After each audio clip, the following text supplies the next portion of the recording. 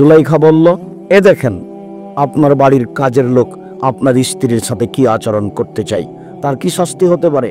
আরে আপনি কি শাস্তি উল্লেখ করবেন? আমি জুলাইখা বলছি তাকে যথাযথ পিটন দিতে হবে, অন্যথায় তাকে জেলখানায় বন্দি করতে হবে। ইউসুফ আলাইহিস সালামের 12 বছর জেল হয়ে গেল। বাড়িতে থাকলেন, মানুষ হলেন, কতদিন থাকলেন, আবার জেলে চলে গেলেন। 12 বছর পরে সরকারের পক্ষ থেকে ইউসুফের কাছে লোক গেল, শোনেন শোনেন ইউসুফ, আপনাকে দেশের সরকার ডেকে পাঠিয়েছে, চলেন। তখন ইউসুফ আলাইহিস সালাম বলেন, আমি জেল থেকে বের হবো কেন? যাও বাদশাকে বলো জুলাইখাকে জাতির সামনে ঘোষণা দিতে হবে আমি জুলাইখা অন্যায় করেছি, ইউসুফ অন্যায় করেনি। জুলাইখা সব দরজা বন্ধ করে আমাকে চেনার জন্য বলেছিল। আমি বলেছিলাম মাশাআল্লাহ, আমি আল্লাহর কাছে আশ্রয় চাই, আমি অন্যায় করিনি। সে আমার কথা মানেনি, জোর করে আমার সাথে অন্যায় করতে চেয়েছিল। আমি দৌড়িয়ে ঘর থেকে বের হয়ে যাচ্ছিলাম, সে আমার জামার পিছন দিক ধরে এত জোরে টান দিয়েছিল, ছিঁড়ে তার হাতে থেকে গেছে। আমি যখন বের হলাম আগে আগে, ও বের হলো পিছে পিছে। ওইখানে ছিল তার স্বামী, সে বলল তার স্বামীকে, এই দেখেন আপনার বাড়ির কাজের লোক আপনার স্ত্রীর সাথে অন্যায় করতে চাই, তার কি শাস্তি হতে পারে? আমি জুলাইখা বলছি আপনার শাস্তি আপনাকে উল্লেখ করতে হবে না, আমি বলছি তাকে যথাযথ পিটন দিতে হবে, নইলে জেলখানায় বন্দি করতে হবে। আমি সেদিন থেকে জেলে আছি, যতদিন পর্যন্ত জুলাইখা জাতির সামনে ঘোষণা না দেবে যে আমি অন্যায় করেছি, ইউসুফ অন্যায় করেনি, ততদিন পর্যন্ত ইউসুফ জেল থেকে বের হবে না। মুহাম্মদ সাল্লাল্লাহু আলাইহি ওয়াসাল্লাম বলেছিলেন, ইউসুফের ধৈর্য আমার চেয়ে অনেক বেশি। ওই সময়ে যদি আমাকে বলতো যে মুহাম্মদ সরকার আপনাকে ডেকে পাঠিয়েছে, চলেন, তাহলে আমি মুহাম্মদ বলতাম চলেন চলেন চলেন, দেশের সরকার ডেকে পাঠিয়েছে চলেন। কিন্তু ইউসুফ তা বলেনি। এবার জুলাইখা জাতির সামনে ঘোষণা দিল, সত্য সত্য ইউসুফ সত্যবাদী মানুষ, আমি তাকে ভুল পথে দাওয়াত দিয়েছিলাম, আমি অন্যায় করেছি, ইউসুফ অন্যায় করেনি। তখন ইউসুফ আলাইহিস সালাম জেল থেকে বের হয়ে আসলেন। কিছুদিন পার হয়ে গেল, তারপরে বাপ আসলেন ছেলের কাছে, 2 চোখে দেখতে পান না, অন্ধ হয়ে গেছে, কেঁদে কেঁদে। অনেক ঘটনার মধ্যে লুকিয়ে আছে। তিনি ছেলের জন্য ধৈর্য ধারণ করেছিলেন আর দোয়া করতেছিলেন। এক পর্যায়ে আয়েশা রাদিয়াল্লাহু তাআলা আনহা ইউসুফ আলাইহিস সালামের বাপের ধৈর্যের কথা বলেন। আয়েশা রাদিয়াল্লাহু তাআলা আনহা তার খালা সহ বাড়ির বাইরে পেশাব পায়খানা করতে গেছিলেন। পেশাব পায়খানা করে ফেরার সময়তে তার খালা কাপড় পায়ে বেঁধে পড়ে গেছেন। পড়ে গিয়ে বলছেন, মেস্তা ধ্বংস হোক। মেস্তা হচ্ছেন বদরি সাহাবী, ইনি যোদ্ধা, বদরের যুদ্ধে উপস্থিত ছিলেন। মেস্তা ধ্বংস হোক, কথাটা শুনেই আয়েশা রাদিয়াল্লাহু তাআলা আনহা ক্ষেপে উঠেছেন, বলেন কি খালা আপনি? মেস্তা হচ্ছে বদরি সাহাবী। বদরীদের ব্যাপারে আল্লাহ তাআলা বলেছেন, এ মালুমা শাইতুম কাদ গাফারতু লাকুম, তোমরা দুনিয়াতে যা ইচ্ছা তাই করো, আমি তোমাদের পাপ ক্ষমা করে দিয়েছি। মেস্তা কত সম্মানী উচ্চ মর্যাদার সাহাবী, আর আপনি বলছেন মেস্তা ধ্বংস। তখন খালা বলছে, এই মেঘ দৌরহান্দা, তুই জানিস কি ঘটনা ঘটেছে? কি ঘটেছে খালা? তো তুই নাকি মেয়ে সাফনের মুআত্তালের সাথে অন্যায় অশ্লীল কাজ জেনা করেছিস, সে কথাও বলা বলি করছে।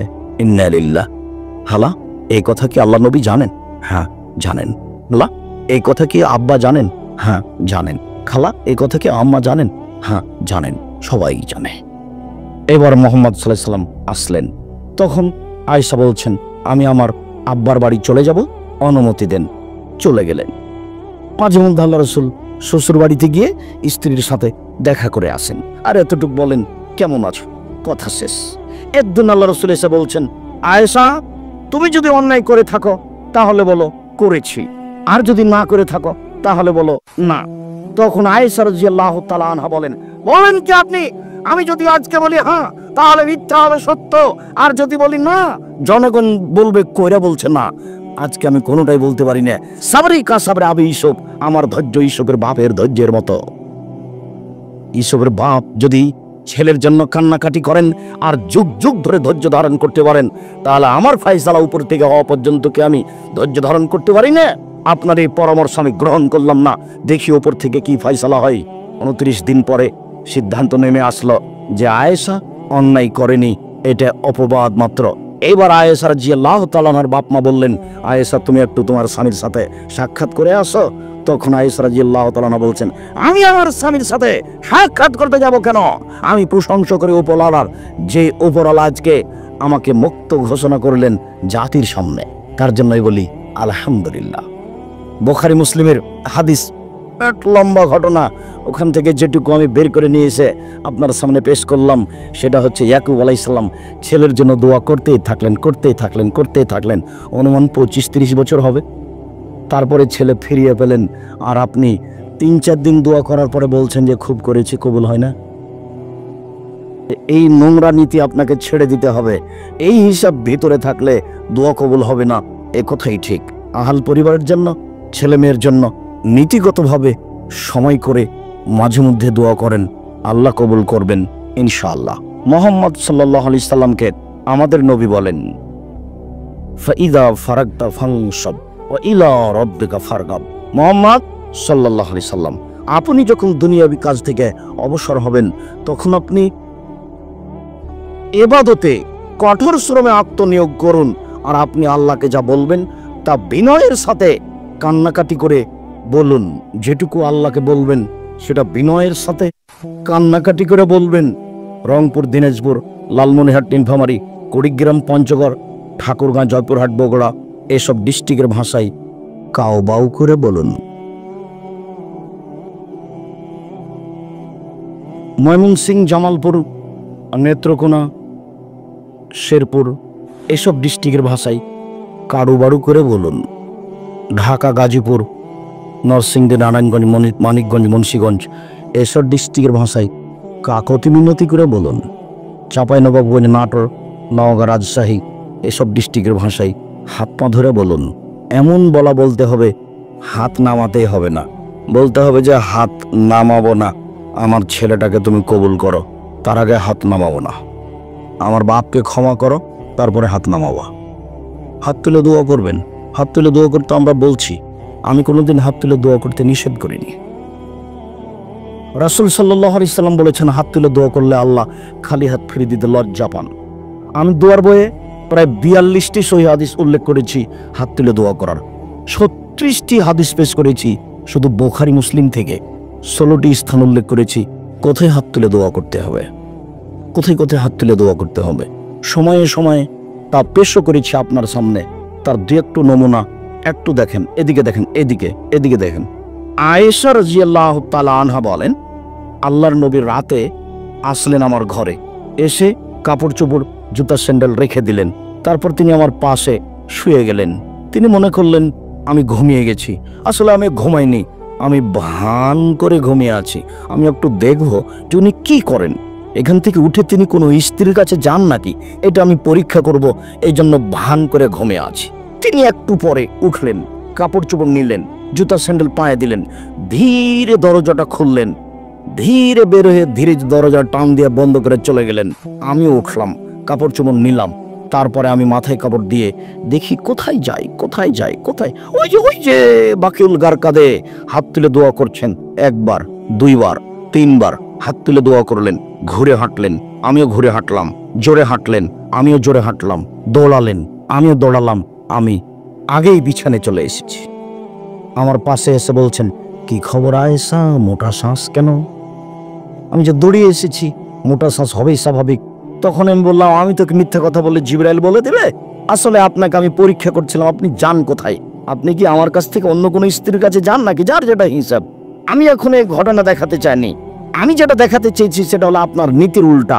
আপনি বলছেন নামাজের পরে সবাই মিলে হাত তুলে দোয়া করতে হবে, আল্লাহ তুমি কবুল করো। সবাই মিলে হাত তুলে দোয়া করেছি, যার হাত কবুল হবে তার হাতে দিয়ে পার করে দাও।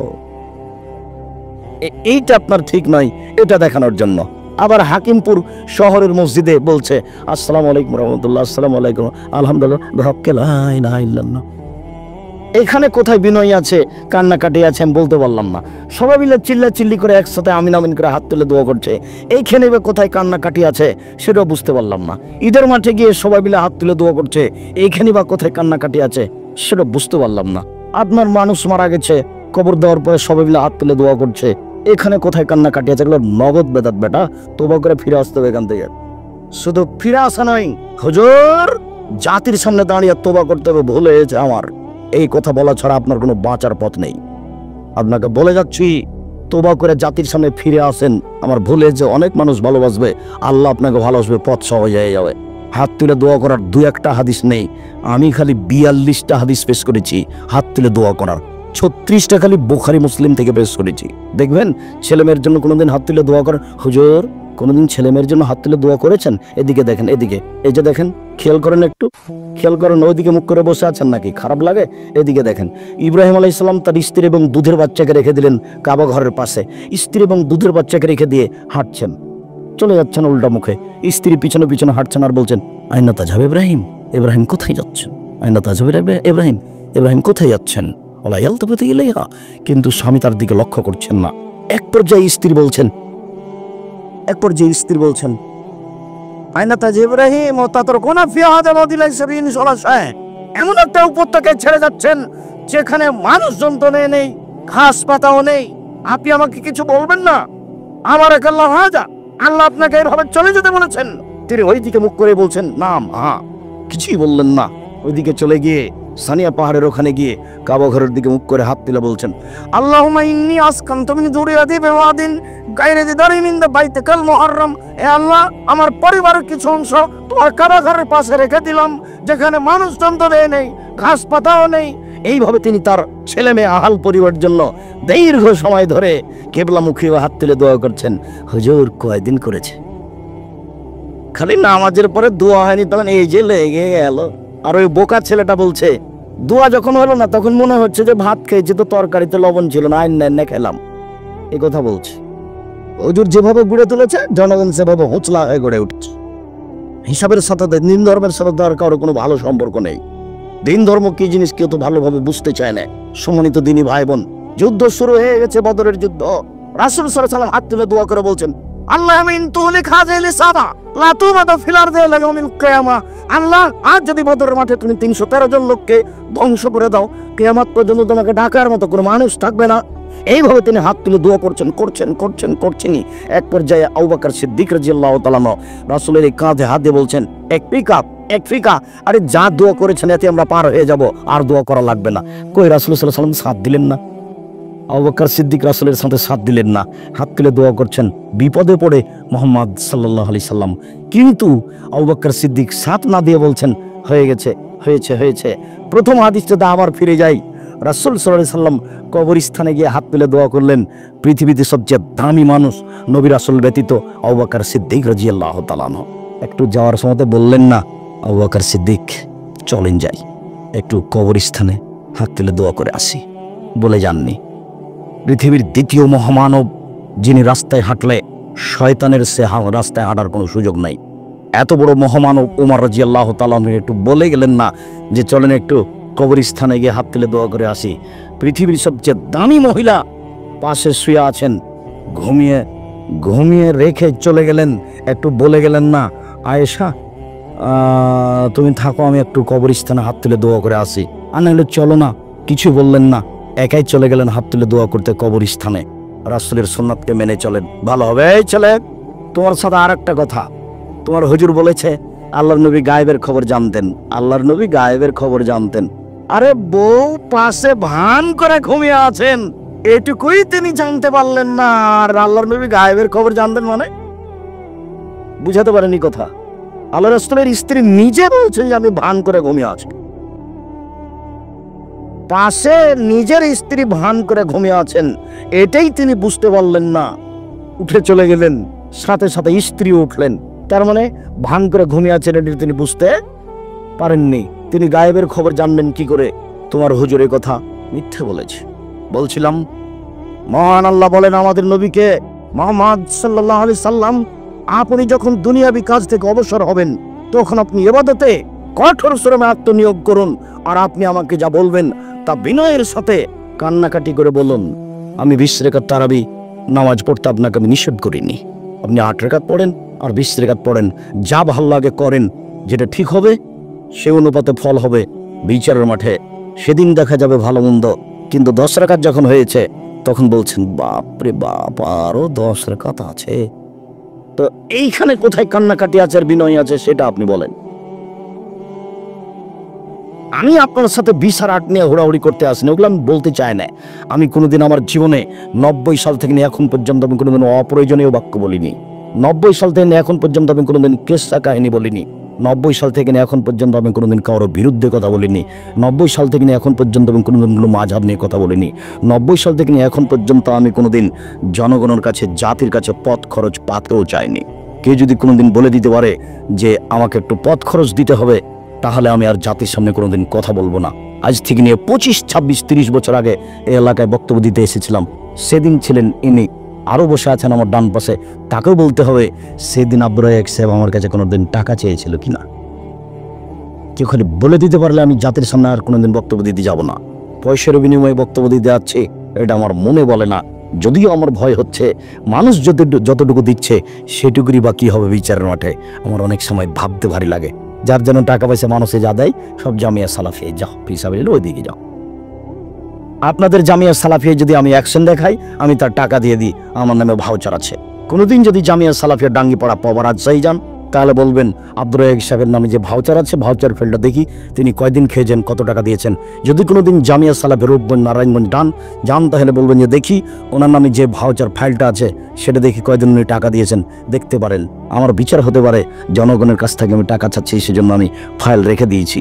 সম্মানিত দিনী ভাই বোন, আমার মনে বড় স্বাদ, আমি এদেশের মাটিতে উন্নত মানের প্রতিষ্ঠান করবই করবো ইনশাআল্লাহ, যে কোনো মূল্যে। আমার মনে বড় স্বাদ, আমার মনে বড় স্বাদ, এই দেশের মাটিতে আরো উন্নত মানের প্রতিষ্ঠান গড়বই করবো ইনশাআল্লাহ, যেখানে ছেলে মেয়েরা বাংলা, ইংরেজি, আরবি উন্নত মানের শিক্ষা অর্জন করে জাতির অন্যায়ের বিরুদ্ধে লড়বে মুখে কলমে মিডিয়ায়। তার একটা মিডিয়া হচ্ছে আপনার ওই অনলাইন আল ইতেসাম টিভি, তারই একটা কলম হচ্ছে মাসিক আল ইতেসাম পত্রিকা। তারই ফলাফল এদেশের মাটিতে যারা দিন প্রচার করছে, আমি বড় আশাবাদী, আমি কাজে সফল হবই ইনশাআল্লাহ। আমার সফলতার যেটা বড় সাহস, সেটা হলো এই, আমি 10 পয়সার ক্ষতি করি না, এটাই আমার সাহস। এক মাসে বেতন লাগে আমাকে 15 লক্ষ, তাই ডিসেম্বর পর্যন্ত, এখন জানুয়ারি পড়েছে, জানুয়ারির 30 তারিখে কত টাকা বেতন লাগবে তা আমি এখন বলতে পারছি না, তবে 15 লক্ষ পার হয়ে উপরে যাবে কত তা এখন আমার কাছে হিসাব নেই। এক মাসে বেতন লাগে প্রায় 15 লক্ষ, আর এখন 2 প্রতিষ্ঠানে প্রতিদিন অনুমান লেবার মিস্ত্রি বিল লাগে 10,000 থেকে 40,000 পর্যন্ত একদিনের বিল। 10,000, 15,000, 20,000 আছে, 30,000 আছে, 40,000 আছে। আমার অনুমান মাঝে মধ্যে কোনোদিন 10,000, কোনোদিন 20,000, কোনোদিন 30,000, এইভাবে লেবার মিস্ত্রি বিল লাগে 10,000 থেকে 40,000 পর্যন্ত। কাজে আমি সফল হবই ইনশাআল্লাহ। আমি যার কারণে দুয়ার দরখাস্ত রাখি, কোনো সময় অন্য কিছু চাই না, খালি একটু বলবেন আল্লাহ আব্দুর রাজ্জাক সাহেব যে প্রতিষ্ঠান করছে সেটা তুমি কবুল করো ইনশাআল্লাহ, তাহলে আর কোনো সমস্যা হবে না। উপরে যদি একটু নড়চড় হয়ে যায়, সারা দুনিয়া মিলে যদি চেষ্টা করেন কিছু হবে না, আর উপর যদি ঠিক থাকে, সারা দুনিয়া যদি উল্টে যায়, তাহলে সেটার পরিবর্তন হবে না, সেটা তার নিজের গতিতেই চলবে। যার কারণে আমি আপনাদেরকে জামিয়া সালাফিয়া ডাঙ্গিপাড়া পবা রাজশাহী, জামিয়া সালাফিয়া রূপগঞ্জ, নারায়ণগঞ্জ, ঢাকা এইসব প্রতিষ্ঠানকে মূল্যায়ন করার জন্য অনুরোধ জানাই। আর দুটাতেই সম্মেলন হয়, সম্মেলনে যাওয়ার জন্য অনুরোধ জানাই। আজকে ভালোবাসেছেন, বহু মানুষ উপস্থিত হয়েছেন, সবাইকে যেতে হবে 13-14 ফেব্রুয়ারি জামিয়া সালাফিয়া ডাঙ্গিপাড়া পবা রাজশাহী।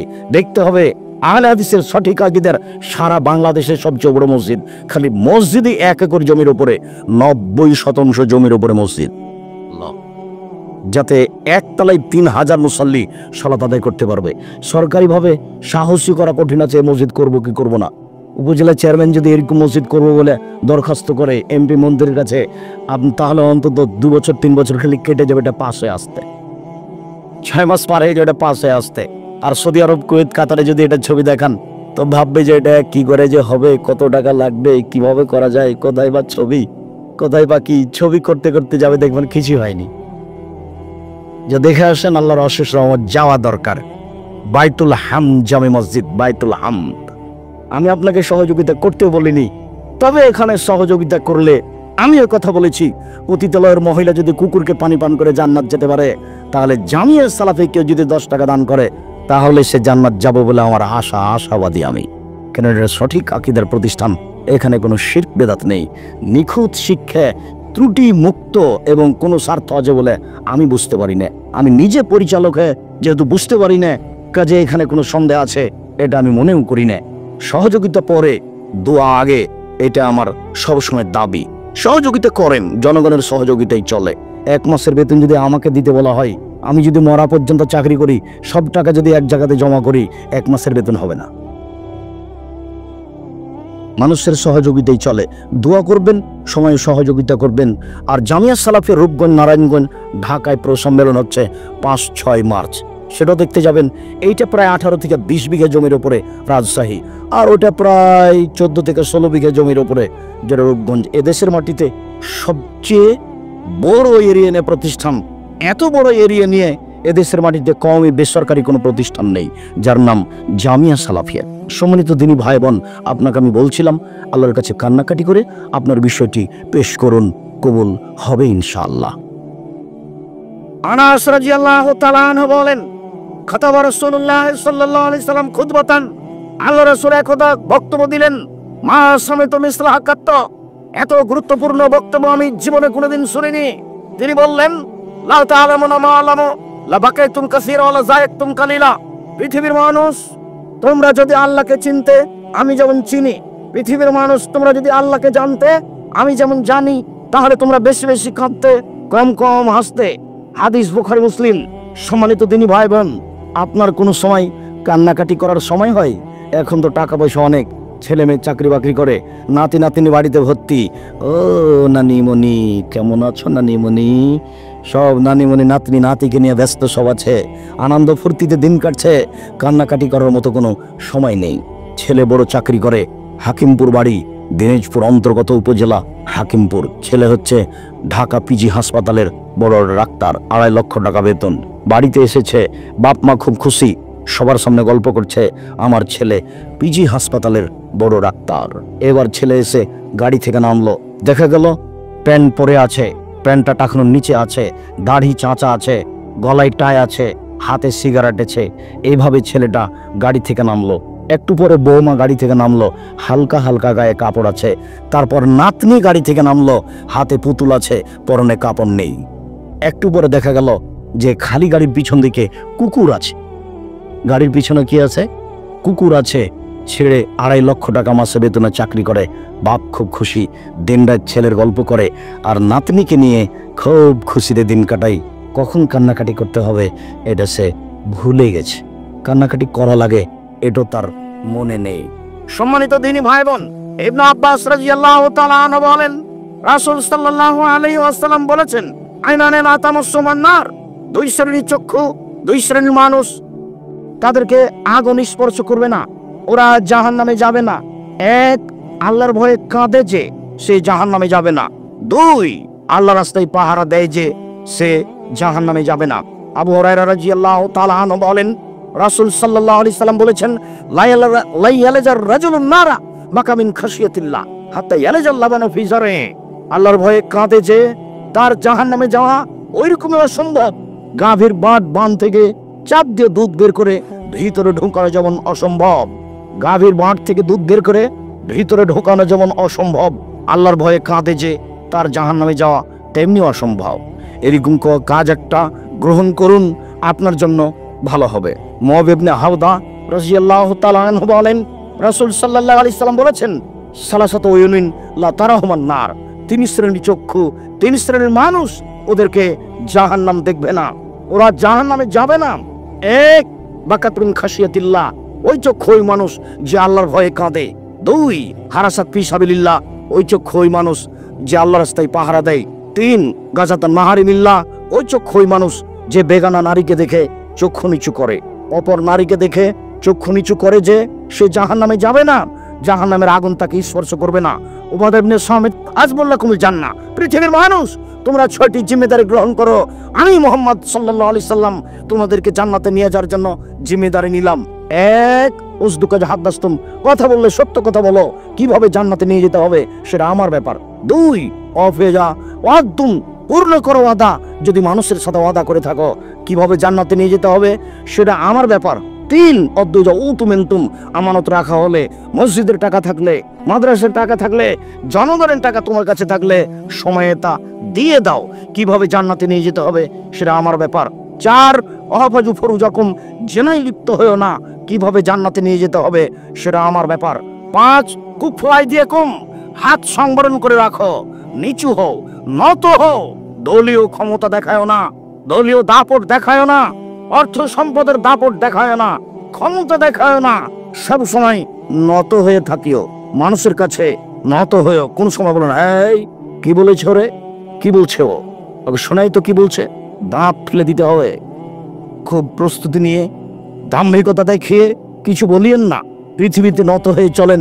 রাসূল সাল্লাল্লাহু আলাইহি ওয়াসাল্লাম বলছেন আমি জান্নাতে নিয়ে যাব, কিভাবে নিয়ে যেতে হবে সেটা আমার ব্যাপার। ছয়, গুসু আবসারাকুম, চক্ষু নিচু করো, বেগানা নারীকে দেখে চক্ষু নিচু করো, জান্নাত আমি নিয়ে যাব। উপস্থিত বৈঠকের দিনী মুসলিম ভাই বোন, আপনাকে অনুরোধ জানাচ্ছি, পরিবারের আলোচনাতে অনেক কথা হয়েছে, কাপুরুষের পরিচয় দিয়ে জীবন কাটায়েন না। আপনার কারণেই জাতি ক্ষতিগ্রস্ত হয়েছে। ওই যে মেয়েটা এখন মাথায় কাপড় দিয়ে নেই, শীতের দিনে জবাব আমি দিব? জন্ম দিয়েছেন আপনি, জবাব আমি দিব কেন? কাপুরুষের পরিচয় দিয়ে জীবিকা নির্বাহ করেন, জবাব আমি দিব কেন? কেন আমি দিব? রাসূল সাল্লাল্লাহু আলাইহি সাল্লাম বলে মান ওয়ালাদা ওয়ালাদুন ফালইহসান ইসমাহু ওয়াদাবাহু, কারো যদি ছেলে মেয়ে জন্ম নেই তাহলে তার বাপকে সুন্দর নাম রাখতে হবে। নাম রেখেছেন আহমদ আর লিটন বলে ডাকেন, লজ্জা হয় না, শরম হয় না? কে বলেছে আপনি শিক্ষিত মানুষ? বল হিসাব আপনি শিক্ষিত মানুষ নন। আপনারই কলম ওইটা, কোনটা? ওই যে শিক্ষা বানাম জাহেলিয়াত বইয়ে দেওয়া আছে একটা কলম, আপনি দেখেন যেটা অন্টুয়ের বইয়ে আছে, যে একদিকে আছে বিড়াল বইয়ের পাতাতে, বিড়ালের সামনে আছে একটা বই, আর একদিকে আছে কুকুর, কুকুরের সামনে আছে একটা বই, আর মধ্যে আছে মোমবাতি। মানে মোমবাতি জ্বালিয়ে কুকুর আর বিড়াল পড়ছে। মোমবাতি জ্বালিয়ে যদি কুকুর বিড়াল পড়ে তাহলে লেখককে, লেখককে হায়ানা না অন্য কিছু? ওই লেখক নিজেকে যেন মানুষ মনে না করে। হিসাব আমি তাকে অপমান করতে আসিনি। শিক্ষা বনাম জাহেলিয়াত বইটা পড়ে দেখুন, শিক্ষা বনাম জাহেলিয়াত বইটাতে বলা আছে অন থেকে টেন পর্যন্ত এই লেখককে নাকচ করা হয়েছে। এ লেখক নয়, ভুল হিসাব। ঠাকুর যতই খারাপ হোক, ঠাকুরের বইটা পড়া দরকার ছিল, গুচ্ছ গল্প। তাহলে আপনি কিছু বুঝতে পারতেন যে আমাকে দুই কলম লিখতে হবে, এটা কিছু লেখা দরকার। কি হতে পারে? কেন না আহমদ লিটন বলে ডাকবে কেন? কোন কারণে ডাকবে? এ অযোগ্য পিতা। পিতা 16 ডিসেম্বরে চেয়ারে বসে আছেন, আর মেয়ে ক্লাস 10-এ পড়ে নাচছে 16 ডিসেম্বরে। বাপে দেখছে মেয়ে কেমন নাচে। এই বাপও যদি শিক্ষিত হয় তাহলে মূর্খ মানুষকে।